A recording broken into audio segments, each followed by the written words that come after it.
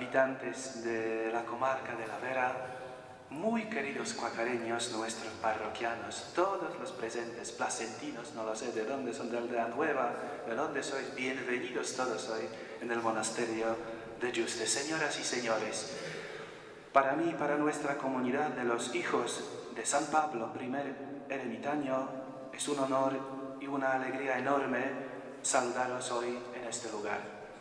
El día 22 de octubre del año 2011, por primera vez en la Iglesia Católica, se celebraba la memoria litúrgica del entonces beato Papa Juan Pablo II.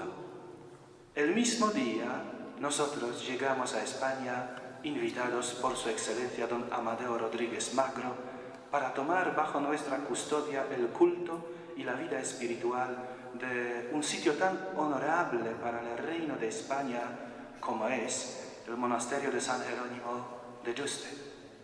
Hasta el día 13 de febrero, miércoles de ceniza, hemos esperado en Plasencia cuando se terminan las obras, dominando en esta época castellano con nuestra querida profesora María Dolores Cepeda y García.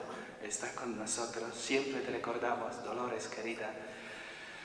Y trabajando en la parroquia de Cuacos de Yuste.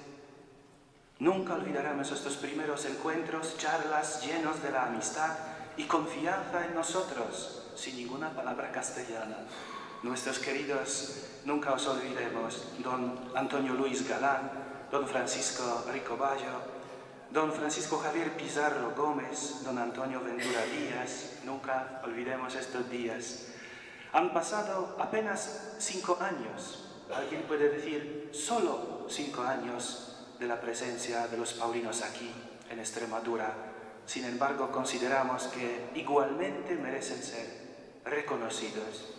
Por nuestra parte, estos 5 años han sido suficientes para percibir toda la amabilidad, toda la amistad y preocupación hacia nuestra comunidad monástica, tanto por parte de la diócesis de Plasencia, así como de Patrimonio Nacional, Fundación Academia Europea de Yuste, Real Asociación Caballeros del Monasterio de Yuste y sobre todo de parte de la gente fantástica de Plasencia, de Cuacos de Yuste, de la comarca de la Vera. Nos acogieron con todo cariño, amistad que no merecemos seguro.